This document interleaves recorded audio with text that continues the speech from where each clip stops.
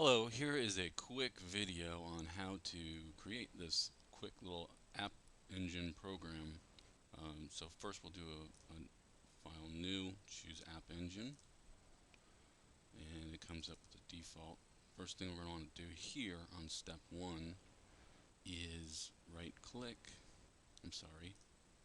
going to right click and insert action, step action, just action because we already have a step. And then we're going to include PeopleCode. And now we'll edit our PeopleCode. First, we'll just save this little app engine program.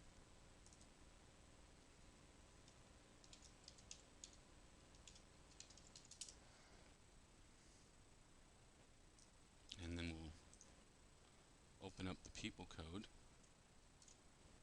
and just insert that code that I had sent you and save it.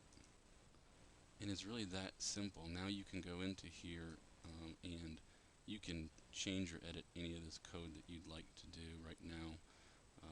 Put your messages and subject.